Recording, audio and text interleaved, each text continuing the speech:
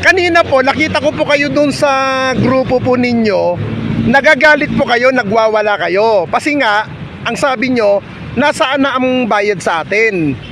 Bakit wala pa? Bakit yung isang jeep bayad na? Tayo sa isang jeep na to wala pa. Ay nga po dahil dalawang jeep po kami. Opo. Yung isang jeep po, hindi nabayaran, pero yung isa po nabayaran. Bayad na. Opo. Taga saan po ba kayo, sir? Taga Tanay Rizal po. Tanay Rizal. Magkano po ba ang per ulo ng pagsama sa rally? Ang pagkakaalam po 500 po yata. 500. Pinakain naman po ba kayo? Meron naman pong pagkain. Pero yung bayad, wala. Po, yung isang jeep ay hindi nabayaran. Nabayaran. Sino po ba ang nag-recruit sa inyo? Isa pong pastor. Brother. Sino, kilala nyo po ba yung pangalan? Apo, Brother Jerome. Brother Jerome.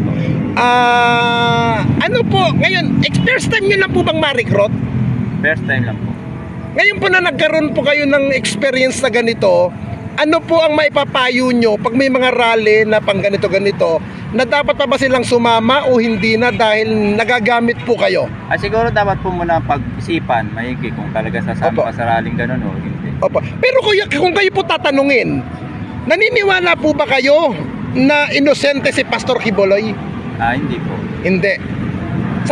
Parang ginagawa niya, kumukuha siya ng simpatya para gamitin lamang po kayo. Opo. Maraming salamat kuya sa pag-unlak po. Araw po sa iyo. Kamusta po ang inyong pagdalo po sa rally po para po sa pagsuporta kay Pastor Apollo Quiboloy po? Wala. Wala po. Wala. Bakit pong wala? Kasi 1.5 yung sa amin, kaso nakuha lang namin 200. 200 pesos. Taga saan po ba kayo? Payatas. Taga Payatas po. Kuya, meron po ba kayong ipinaglalaban sa rally pong to? Wala. Ibig sabihin kuya, ang kapalit lang ng pagsama nyo sa rally ay pera. Yun lang.